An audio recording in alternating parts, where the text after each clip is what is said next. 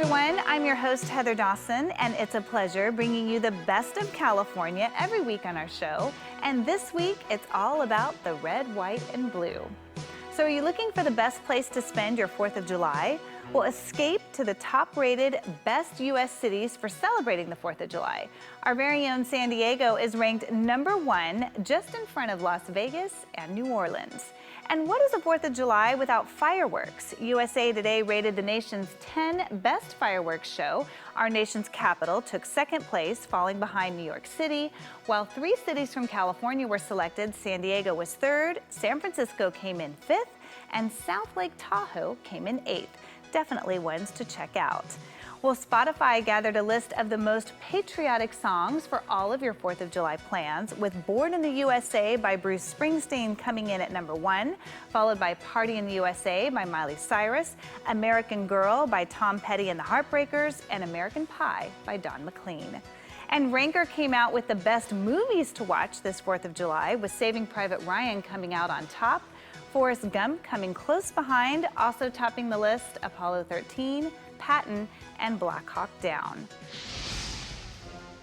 Well, the USS Midway Museum in San Diego is consistently ranked one of the top museums in the country. California Life's Audra Stafford shows us how the Midway is living up to its vision of becoming America's living symbol of freedom.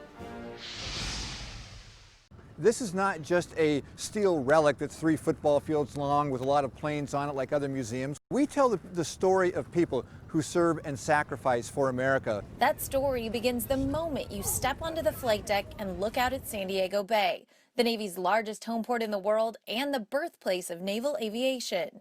Just a couple hundred yards off Midway's bow, the first planes took off and landed on water more than 100 years ago. Walk around the ship and you'll see even more history come to life. There are more than 24 fully restored aircraft here aboard the Midway, and many of them, just like this one, you can climb right inside. There are also flight simulators that allow you to experience what it's like to launch off the flight deck, carry out a mission, and return safely. Learning Morse code and sitting in the captain's chair and all those kinds of things that make it very much of a family destination. The Combat Information Center is another highlight of the museum that was several years in the making. This is the true nerve center of the ship in a lot of different ways. When it came to keeping the ship safe, when it came to accomplishing the military missions ashore during Desert Storm, it all came down to men in this room making key decisions so that the captain, the air boss, could execute their orders. I'm hearing some of these radio Yes, transmissions. yes. You really get that feel like you were in the control center. Very much so. That's exactly what it would have sounded like here. Pilots calling in, communications going out, status boards all around.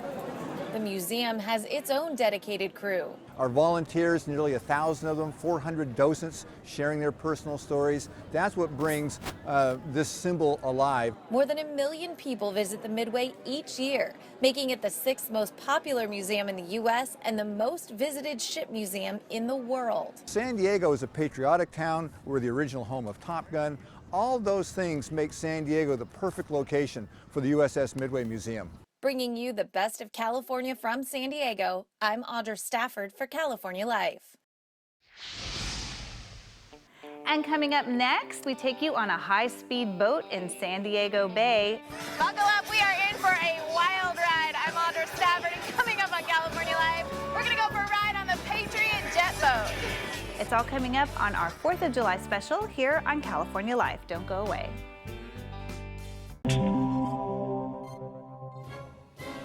And now here's an interview with Lynn Novick, who collaborated with Ken Burns on the Vietnam War, airing on PBS. Jason Residlo reporting for AmericaJR.com, and I'm being joined by filmmaker Lynn Novick. How are you today? I'm great. Thank you, Jason. Great to be here. Very good. So let's start by giving me some highlights of the new documentary series, The Vietnam War. Well, the film is 10 parts, 18 hours. It will air on PBS in September. And what we've tried to do is tell the story of this extraordinarily traumatic and important event through the eyes of ordinary people who lived through it. And you also get to know people who protested the war here at home and people whose families were split apart by it. And you even get to know some people who decided to go to Canada because they thought the war was wrong. And then in Vietnam, you get to know people who were civilians and who were soldiers on the side that won the war, and also the people who lost the war. So it's really an epic story of a really traumatic and tragic event. Okay. Now, what was it like working with Ken Burns once again? Well, Ken and I have been working together since 1989. So that's really been the greatest collaboration of my professional life. We have a wonderful way, I think, of working together to create these big epic stories. Every day is a conversation about what can we do to make the film better. And that's really how we've lived our lives together, working on these films for the last almost 30 years. How will it be similar or different from his past works, like the Civil War? You know, more than 25 years ago, Ken made a film with his brother Rick about the Civil War. And they delved deeply into how it tore our country apart and really got into both the politics, why the war happened, and the large social changes that came as a result of it, and also the experiences of ordinary soldiers. But when you go to war, you are in a place where you're possibly going to die, you're possibly going to kill somebody else, you might see your best friend die. It brings out the best and the worst in people. Some people never get over it. Some people's lives are changed for it for the better. And those things were true in the way they told the Civil War and in our film about the Vietnam War. You know, we get asked a lot about what did we learn, what's the most interesting thing we learned, and the answer could fill a book. Because even though I think Ken and I thought we knew a fair amount about the Vietnam War before we started working on the film, every day was humbling to discover how much we really didn't know. And it's almost impossible to know where to start with that question, because I think we didn't understand the dynamics of the political situation. We didn't understand what was happening in Hanoi, what was happening in Saigon, what was happening inside the White House, and we didn't understand how complicated it was for the people who lived through it and had to make choices about what to do. So it's almost hard to know where to start, but one of the things we learned pretty early on in our process was that Americans, our American government and the American people thought we were fighting against the North Vietnamese, who were directed by someone named Ho Chi Minh. And he was the symbol of their revolution, and he was the leader of that country. But it turns out, starting in about 1960, Ho Chi Minh was not the most powerful person in Hanoi, and he wasn't actually in charge fully. And by the time he died in 1969, he really wasn't making decisions about what was going on in North Vietnam. And that was a revelation to us. We started thinking about this film many, many years ago. We decided we were going to do it in 2006. So that was when we made the commitment to ourselves, we're going to make a film about the Vietnam War. For a few years, we just tried to get our arms around the story, what we're going to do. And we started raising money. And then we started producing it in 2011. So that's more than 6 years. It's been a long time. When can viewers expect to see the series air on PBS? So the series will air on PBS starting on Sunday, September 17th. It's 10 parts, so the first 5 episodes will be Sunday through Thursday, the 17th to the 21st. And then it starts up again on Sunday, the 24th of September for 5 nights. And then it will be repeated on PBS as a weekly series on Tuesday nights, all through October and November. It will be streamed on the PBS platform, so it will be available pretty much all fall. And it's also going to be shown in many countries all around the world. We're here at the Cinetopia Film Festival. Is there a Detroit connection in the movie? There is no particular connection to Detroit. We're traveling the country right now, going to every market we can to show parts of the film and to sort of raise awareness that it's coming and to start a conversation. Because the reason we made the film really is because we wanted to find out what really happened in the Vietnam War. And because it's been so traumatic and difficult for us as a country to talk about, we hoped that if we could tell the story with an open mind from all sides, we might be able to engage a different kind of conversation about this story. Conversations between people, between veterans and between people who protested the war, within families, between children and their parents, to help this country, our country, kind of get started on what we think is a really long overdue conversation. We're honored to be part of this film festival. You know, we are filmmakers, and we're trying to tell a story through the vehicle of a documentary film. And so our films are shown on television because that is the best way to reach the most people, and public television is the only place this film could have been made. That said, being able to show it as part of this incredible film festival with all these other great filmmakers, have people come to a movie theater and sit in a dark room and watch it on the big screen with other people and hear the sound the way we designed it, you know, through these huge speakers, and have a cinematic experience of the film, it's extraordinarily exciting for us, and it's a great privilege, and that's really special. So we're really honored to be asked to be part of this experience. And coming up here on California Live, nothing says freedom like a high-speed thrill ride on San Diego Bay. California Life's Audra Stafford takes us aboard the Patriot Jet Boat when we come back. Don't go away. One of the hottest stars in country music today is currently on tour making waves show by show. But music is not Kip Moore's only passion. The multi-platinum singer-songwriter is also working on a new project that honors service members and their families. Alex Verde explains. This year, momentum is picking up fast for Kip Moore as he prepares for the release of his third album. It has the most colors of any record I've done. It's got more musical influences on this record than any one I've done. When he's not tied up with music, Kip is also known to show support for our nation's service members. And through a recent partnership, he's making sure the military comes first. I'm doing a partnership with Country Inns and Suites, Military First program. They're honoring all of the veterans, all of the active servicemen and women and their spouses, and you're getting the best available room at check-in. You're getting the special preferred rate. And there's also a special way for you to say thank you. Operation Gratitude is teamed up as well, and they're providing these boxes in all the hotel lobbies, and you get a chance to write a thank you card, and they're going to send it off randomly to different people around the world that are serving. For more information, visit countryinns.com/military. Simply watching the news or studying U.S. history, it's easy to see the contribution that our military veterans have given for our freedom. Now there is a new effort locally to create a special place to remember those who have served. David Wiley has more. It's long been the goal of the city to have one central area to honor our veterans. Well, that is about to become a reality at this spot in Central Park. There are hundreds and perhaps thousands of active military and military veterans who are from or live in and around Rancho Cucamonga, and many more families who have relatives or friends who have also served. In an effort to recognize their contributions, the city has been working on establishing an area for reflection to honor those who helped the cause to keep us free. This is the location. We're on the west side of Central Park. It's a beautiful outdoor plaza. It's very quiet to recreate a nice reflection area so that visitors can come visit the monument and reflect upon the service that has been given to us by veterans past, present, and future in service to our country. Planning and design work has already begun on the first phase of the project, tentatively called Freedom Courtyard. WLC architects and landscape designers, RJM, have donated their services, all while meeting with local veterans groups and community leaders to determine what should be included. The whole design concept kind of revolves around one centerpiece element, and that element recognizes all the various branches of the service. And you can focus in on any one of those branches if you want to, or you can simply enjoy the experience of all of them. And I think it was important to recognize all the different branches because of the dedication of each one of those branches and what it's done for our country.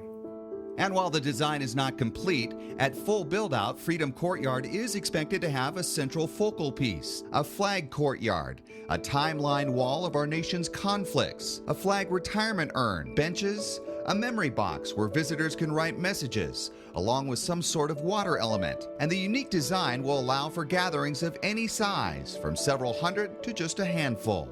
You can have anywhere from easily 500 people in a gathering on the sort of the outside edge of the space down to maybe a few dozen people at a flag retirement ceremony you might have there. And then you may have half a dozen people, a group maybe as a family wanted to come and enjoy the space.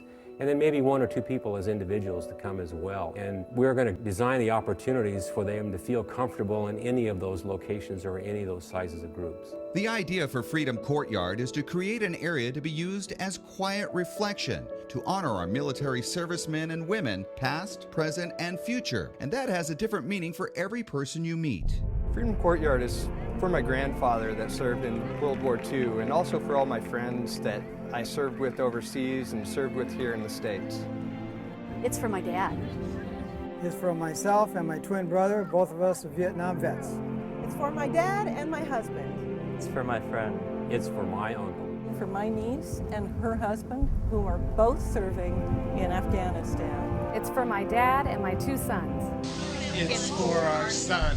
It's for me and my brothers. The reflection area is for all the vets, past, present, and future, and their families, and everyone in the community. Officials hope to break ground on the first phase of Freedom Courtyard in June of 2012, and while cost estimates haven't been finalized, fundraising efforts are underway, with generous donations already received from the Bridge family and 2 other local families who lost their sons in Iraq and Afghanistan. San Bernardino County has also made a donation, and personalized paver bricks are available for sponsorship that will be placed at Freedom Courtyard. So as the fundraising effort picks up steam, volunteers are needed to help. We need volunteers to spread the word about Freedom Courtyard to their friends, their families, and to the greater community. We need more volunteers to operate those informational and fundraising booths at community events. And of course, we welcome any and all volunteers, individuals and businesses who can get out there and help sell our commemorative bricks. Our volunteers are vital to making this happen. If you would like to give of your time or finances, or just learn more about the project, you can go to the Freedom Courtyard website at cityofrc.us/freedom or call 909-477-2760, extension 2207. And while completion of the first phase of Freedom Courtyard is still months away, it has already had a profound effect on local veterans. It's a great step forward, and it makes us feel more welcomed as we come back. And, as a younger generation of veterans, it's great to see the older veterans helping out and the city welcoming us back with open arms. There's so many good people here in this town. There's a lot of young vets, and there's a lot of spirit here. And I think it's time that everybody sees that and gives them their due. So many people have shared with us who in their circles will be honored by the Freedom Courtyard. In my case, it'll be my wife who served in the U.S. Navy. For you, it may be a friend or family member who also served in the military.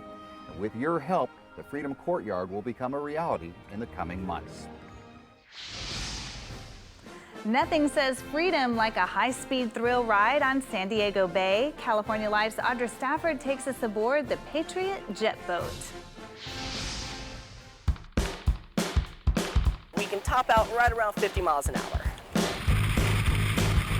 You're just zipping around all these other boats. It's just pure excitement. And for Jay Goodrich, it's actually a job. The name of the game on this boat is safety. It's not a bad way to earn a paycheck. The Patriot Jet Boat captain says he knew he wanted to be at the controls the first time he rode it. Holy crap, I hope I get to drive this someday.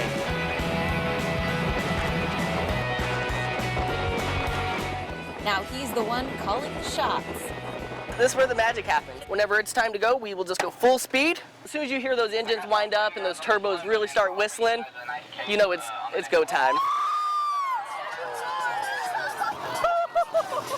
You just see the look of some terror, some excitement over their faces, and then we get going and people can tell they're like, I wasn't ready for this. The 30-minute ride is designed for maximum thrills. When we do our spins, basically we kick up this big wall of water, we let the wind blow it on top of us.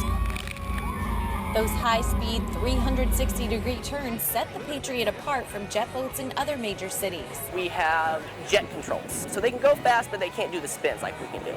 And they definitely don't have the same star-spangled spirit. Nothing says patriotic like the Patriot. Red, white, and blue, and what a better place than in San Diego. Just the history of the Navy and what they've done for us here at home and abroad. It's just our little way of saying thank you to them. For the freedom to just have fun.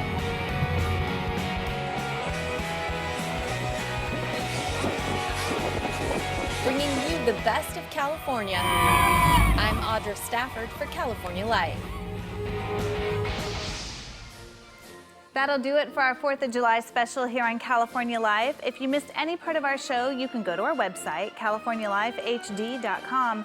I'm your host, Heather Dawson. Have a wonderful holiday. We'll see you next time.